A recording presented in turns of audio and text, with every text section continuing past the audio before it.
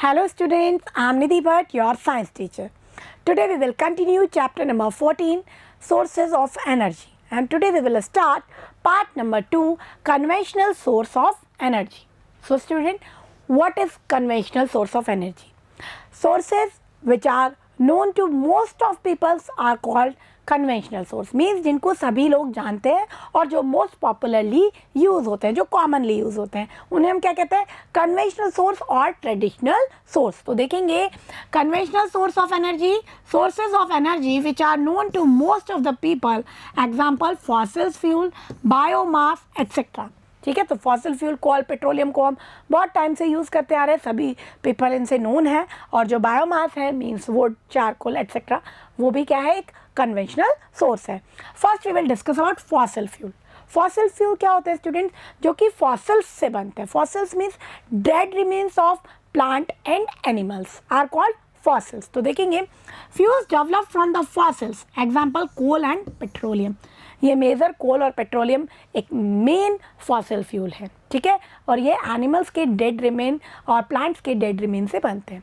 When dead remains of plant and animals get buried in earth under high temperature and pressure, it converted into coal and petroleum. तो बहुत long process में कोल और petroleum का formation होता है. So it take millions of years to form and they are available in limited form. So they are available in very limited form. इनके जो reserves हैं वो बहुत लिमिटेड हैं क्योंकि बहुत लॉन्ग प्रोसेस से इनका फॉर्मेशन होता है. These are non renewable sources of energy. और ये कैसे हैं? नॉन रिन्यूएबल हैं मीन्स एक बार ख़त्म हो गए तो इनको जल्दी से हम दोबारा से वापस से फॉर्म नहीं कर सकते क्योंकि मिलियन ईयर में ये फॉर्म होते हैं. Okay students, India has about 6% share in the world reserved coal that may last 250 years more at the present rate of consumption. अगर हम इसी रेट से कंजप्शन करते रहे तो 250 ईयर्स के बाद हमारे इंडिया में जितने भी कोल रिजर्व्स हैं वो ख़त्म हो जाएंगे, फिनिश हो जाएंगे, उनमें से कोल ख़त्म हो जाएंगे. ओके स्टूडेंट, इसीलिए हम आजकल क्या करते हैं? अल्टरनेट सोर्स की बात करते हैं कि फॉसिल फ्यूल पे डिपेंडेंसी कम करें क्योंकि ये एक बार ख़त्म हो गए तो इनको हम जल्दी से दोबारा नहीं बना सकते. Okay student, now pollution caused by fossil fuel. एक तो बात ये है कि ये नॉन रिन्यूएबल हैं, ख़त्म हो गए तो हम इनको दोबारा से नहीं फॉर्म कर सकते. दूसरा, इनसे पॉल्यूशन भी बहुत ज़्यादा होता है. ठीक है, so it releases oxide of carbon, nitrogen and sulphur. ठीक है, तो जब भी हम फॉसिल फ्यूल को, कोल पेट्रोलियम को बर्न करते हैं तो कार्बन के ऑक्साइड, सल्फर के ऑक्साइड, नाइट्रोजन के ऑक्साइड फॉर्म होते हैं जो कि नेचर में कैसे होते हैं? एसिडिक होते हैं. और जब ये रेन वाटर के साथ मिक्स हो जाते हैं तो ये क्या बनाता है? एसिड रेन, विच causes acid rain. Acid rain का pH लो होता है. तो ये रेन जब भी अर्थ पे आती है तो ये डिस्ट्रॉय करती है प्लांट्स को, वाटर इकोसिस्टम को, और जो मॉन्यूमेंट्स हैं, जो मार्बल है, उसको भी ये कोरोड कर देती है. So that damage trees, plants, reduces fertility of soil. Soil की फर्टिलिटी को भी ये डैमेज कर देती है. ओके स्टूडेंट, और एक्वेटिक इकोसिस्टम पे भी इसका बहुत ज़्यादा हार्मफुल इफेक्ट पड़ता है. Produces large amount of carbon dioxide. और जो बहुत ज़्यादा कार्बन डाइऑक्साइड बनती है इनमें, वो क्या है? It is a greenhouse gas. ठीक है, तो ये ग्रीन हाउस इफेक्ट करती है and it causes global warming. और उससे क्या होता है? अर्थ का जो एवरेज टेम्परेचर है वो इंक्रीज हो जाता है. That is called global warming in the atmosphere which causes green house effect.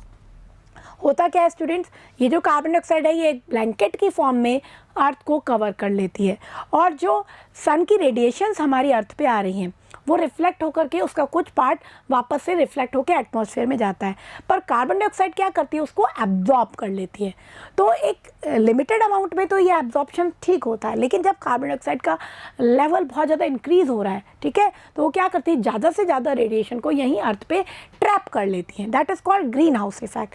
और उसके कारण क्या होता है? अर्थ का एवरेज टेम्परेचर इंक्रीज़ हो जाता है. That is called global warming. और उसके इफेक्ट हमें आजकल देखने को भी मिलते हैं.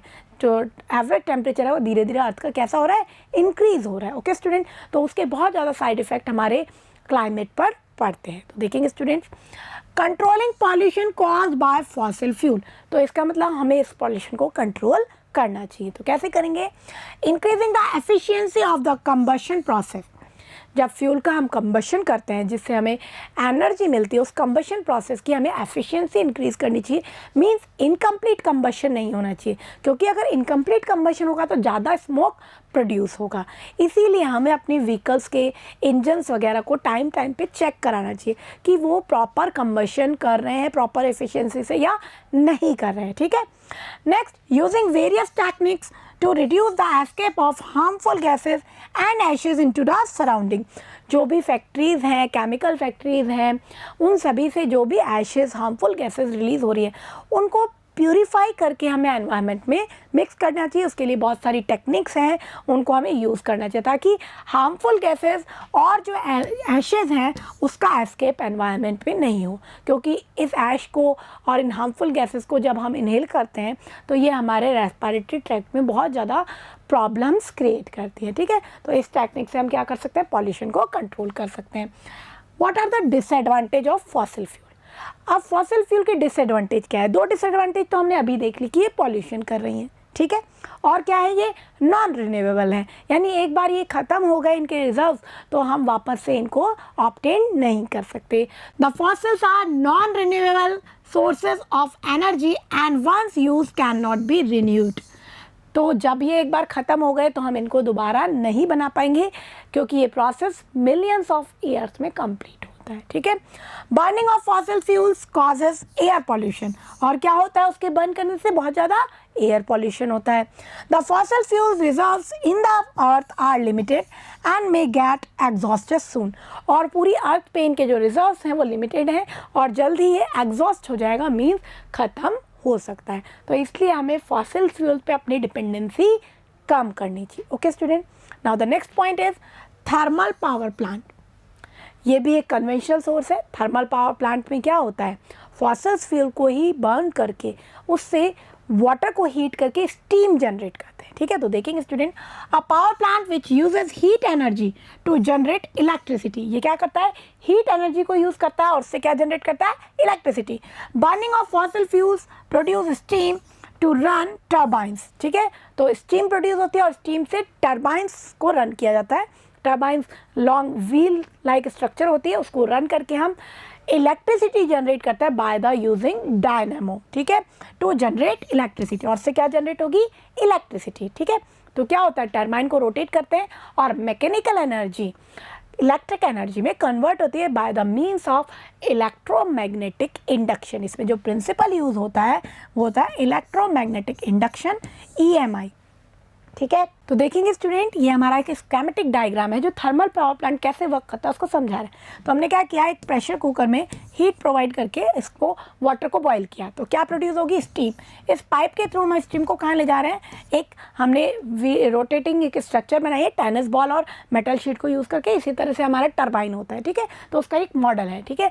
तो जब स्टीम प्रेशर से इस पर आएगी तो ये क्या करेगा, ये रोटेट करेगा। ठीक है। तो इसी तरह से हमारा टर्बाइन रोटेट करता है और वो किससे कनेक्ट होता है, डायनेमो मीन्स जनरेटर। तो जनरेटर में क्या होता है, मैकेनिकल एनर्जी कन्वर्ट होती है इलेक्ट्रिक एनर्जी में। ठीक है। तो डायनेमो का जो आर्मेचर होता है वो मैग्नेटिक फील्ड के अंदर जब रोटेट होता है तो मैकेनिकल एनर्जी कन्वर्ट हो जाती है इलेक्ट्रिकल एनर्जी में। ठीक है। तो इसी प्रिंसिपल पे हमारा थर्मल पावर प्लांट वर्क करता है। ठीक है। So set up thermal power plant near the coal and oil field to minimise the cost of transportation and production. तो इसका क्या फ़ायदा हुआ थर्मल पावर प्लांट का, कि जहाँ पे भी कोल के और पेट्रोलियम के जो रिजर्व्स हैं उसके पास ही प्लांट को सेटअप कर दिया जाता है ताकि उसके ट्रांसपोर्टेशन का जो एक्सपेंस है उसको हम बचा सकें। ठीक है। And transmission of electricity is more efficient than transporting coal and petroleum over the same distance. क्योंकि कोल और पेट्रोलियम को आप उस डिस्टेंस तक ट्रांसपोर्ट करेंगे, उससे ज़्यादा कन्वीनियंट क्या है, हम इलेक्ट्रिसिटी को ट्रांसपोर्ट करें। ठीक है। तो क्या करते हैं हम, पावर प्लांट्स जो होते हैं थर्मल पावर प्लांट उनको सेटअप करते हैं जहाँ ये रिजर्व्स होते हैं कोल और पेट्रोलियम के, उन्हीं के नियर। ठीक है। और वहाँ पे इससे क्या जनरेट की जाती है, electricity in thermal power plant. Okay student, advantage of thermal power plant. अब इसकी क्या क्या एडवांटेज है। Making energy from thermal power plant is easy, बहुत ही ईजी मेथड है। ठीक है। And the fuel use coal is cheap. इसमें जो फ्यूल यूज़ हो रहा है वो कैसा है, बहुत ही चीप है, इसीलिए बहुत जल्दी हम इस फ्यूल को यूज़ करते हैं, ठीक है। Thermal power plant can be set up anywhere near fuel and water supply, जहाँ भी फ्यूल और वाटर सप्लाई है वहाँ हम इस पावर प्लांट को ईजिली सेटअप कर सकते हैं। Okay student, now the next point, it required less space as compare to the hydro electric power station. Hydro electric power station के कंपैरिजन में इसको हमें ज़्यादा स्पेस देने की ज़रूरत नहीं होती, क्योंकि हाइड्रो इलेक्ट्रिक पावर प्लांट में बहुत बड़े एरिया में डैम को कंस्ट्रक्ट करना पड़ता है, तो यहाँ पे लेस स्पेस में ही पावर प्लांट इस्टेब्लिश हो जाता है, ठीक है। तो इस तरह के थर्मल पावर प्लांट होते हैं, ठीक है student. Next point is disadvantage of thermal power plant. इसके डिसएडवांटेज क्या है? सबसे बड़ा डिसएडवांटेज, आप फॉसिल फ्यूल को यूज़ कर रहे हैं तो वो क्या करेगा? पॉल्यूशन करेगा, और वो कैसा है? एग्जॉस्टेबल है, मीन्स उसके रिजर्व्स खत्म हो जाएंगे। तो यहाँ भी हम फॉसिल फ्यूल पे ही डिपेंड हैं, ठीक है। So thermal power plant use fossil fuel to generate electricity and these fuel causes pollution. ये क्या करते हैं? ये फॉसिल फ्यूल पॉल्यूशन करते हैं, ठीक है। And a large water source is required to convert water into steam, और बहुत ज़्यादा वाटर का रिसोर्स भी हमें चाहिए होता है ताकि उस वाटर को हम स्टीम प्रोड्यूस करने में यूज़ करें। तो बहुत ज़्यादा वाटर की भी इसमें रिक्वायरमेंट होती है। It has low overall efficiency, efficiency इसकी कम होती है, ठीक है। तो बहुत ज़्यादा एनर्जी हमें इसमें नहीं मिलती है, ठीक है। It's maintenance cost is high, और जो थर्मल पावर प्लांट होते हैं उसकी मेंटेनेंस करना, हर मशीन की मेंटेनेंस करने में बहुत ज़्यादा एक्सपेंस होता है। Okay student, so these are the disadvantage of thermal power plant. Now the next point is hydro power plant. Hydro power plant में क्या करते हैं स्टूडेंट्स? हम वाटर की, रनिंग वाटर की काइनेटिक एनर्जी को यूज़ करते हैं। तो क्या करते हैं? पहले हम रिवर्स के ऊपर डैम्स कंस्ट्रक्ट करते हैं, ठीक है। उन डैम्स में जो वाटर होता है एक हाइट पे उसको कलेक्ट किया जाता है। तो उस वाटर के अंदर कौन सी एनर्जी आ जाती है? Potential energy. अब उस वाटर को जब डैम्स के गेट को ओपन कर देते हैं तो रनिंग वाटर नीचे डाउनवर्ड्स फ्लो होता है, और वाटर में कौन सी एनर्जी होगी? Kinetic energy. और उस काइनेटिक एनर्जी को यूज़ करके हम टरबाइन को रोटेट करते हैं, और टरबाइन को रोटेट करके उससे क्या प्रोड्यूस करते हैं? हम इलेक्ट्रिसिटी। देखेंगे, in order to produce hydel electricity, इसको क्या करेंगे हम? Hydel electricity. High rise dam are constructed on the river to obstruct the flow of water. तो वाटर के फ्लो को ऑब्स्ट्रक्ट करने के लिए, रोकने के लिए हम क्या करते हैं? डैम्स कंस्ट्रक्ट करते हैं। And thereby collect water in larger reservoirs, और बड़े बड़े रिजर्वायर्स में, डैम्स में वाटर को कलेक्ट करते हैं, ठीक है student. The water level rises, and in this process the kinetic energy of flowing water gets transformed into potential energy। क्योंकि हमने उसको बहुत हाई राइज डैम पे कलेक्ट कर रखा है, तो जो काइनेटिक एनर्जी थी, कोई भी चीज़ फ्लो हो रही है तो उसमें क्या होती है? Kinetic energy. उसको हमने किस में कन्वर्ट कर दिया? Potential energy. और उस वाटर में बहुत सारी पोटेंशियल एनर्जी, ठीक है। The water from the high level in the dam is carried through the pipes to the turbine. अब पाइप्स के थ्रू ये टरबाइन तक वाटर लाते हैं, ठीक है। तो वाटर की जो पोटेंशियल एनर्जी है फर्दर किस में कन्वर्ट होती है? काइनेटिक एनर्जी में। At the bottom of the dam, dam के बॉटम पे क्या होता है? टरबाइंस। तो उस वाटर को पाइप के थ्रू कहाँ कैरी किया जाता है? बॉटम में जो टरबाइंस फिट है वहाँ, और उसकी काइनेटिक एनर्जी से टरबाइन रोटेट होते हैं। This is the diagram of hydro power plant. इसमें क्या होता है?